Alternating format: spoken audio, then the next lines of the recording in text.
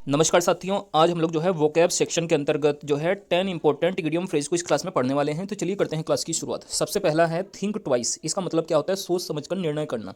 To consider carefully before deciding. तो think twice का मतलब हो गया सोच समझकर निर्णय करना। To consider carefully before deciding. Next इसके बाद दूसरा है ब्रोकन रीड। तो देखिए ब्रोकन रीड इसका मतलब होता है अविश्वासी व्यक्ति, मतलब जिस पर विश्वास नहीं किया जा सकता। तो इसको हम लोग जो है अनबिलीवेबल अनरिलायबल पर्सन कहेंगे। तो अनब्रोकन का मीन हो जाता है अनरिलायबल पर्सन, जिस पर विश्वास नहीं किया जा सकता। नेक्स्ट इसके बाद अगला है fish out of water. Fish out of water का मतलब हो गया कठिन अवस्था में होना। तो मतलब out of one's comfortable place, मतलब अपने कंफर्टेबल प्लेस से बाहर आ जाना, ये होता है फिश आउट ऑफ वाटर का meaning.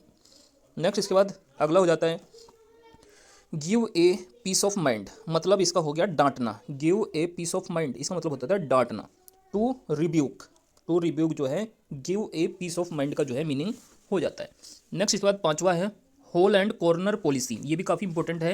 Whole and corner policy इसका मतलब होता है एक तरह से गुप्त नीति, सीक्रेट पॉलिसी। सीक्रेट पॉलिसी मतलब hole and corner policy. Next इसके बाद अगला है put the cart before the horse.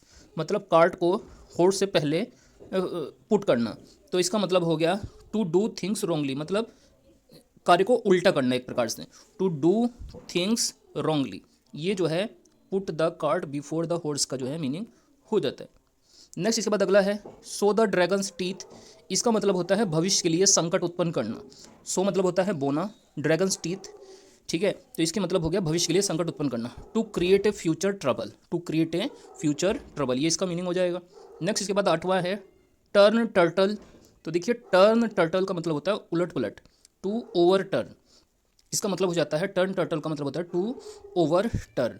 इसके बाद अगला इसमें है burn the candles at both and.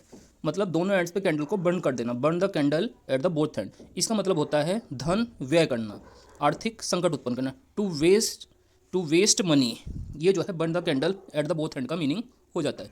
Next इसके बाद बात करते हैं स्मूथ सेलिंग। तो देखिए स्मूथ सेलिंग का मतलब होता है परेशानी के बिना, इजी प्रोग्रेस। ये स्मूथ जो है सेलिंग का मीनिंग हो जाता है। तो दोस्तों ये हमारे टॉप 10 जो है इडियम फ्रेज थे। ये काफ़ी इंपॉर्टेंट है, आपको इनको एक बार और देख के रिवाइज कर लेना है। चलिए एक बार मैं आपको दोबारा से इनको रिवाइज करा देता हूँ। थिंक ट्वाइस मतलब हो गया सोच समझ कर निर्णय करना। To consider carefully before deciding. Broken reed का मतलब होता है अविश्वासी व्यक्ति, अनरिलायबल पर्सन।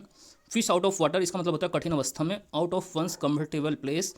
इसके बाद give a piece of mind का मतलब होता है डांटना, टू रिब्यूक। इसके बाद होता है होल एंड कॉर्नर पॉलिसी, गुप्त नीति, सीक्रेट पॉलिसी हो जाता है इसका मतलब। Put the cart before the horse, इसका मतलब टू डू थिंग्स रॉन्गली, गलत तरीके से काम करना। इसके बाद शो द ड्रैगन्स टीथ, इसका मतलब होता है भविष्य के लिए संकट उत्पन्न करना, टू क्रिएट फ्यूचर ट्रबल्स।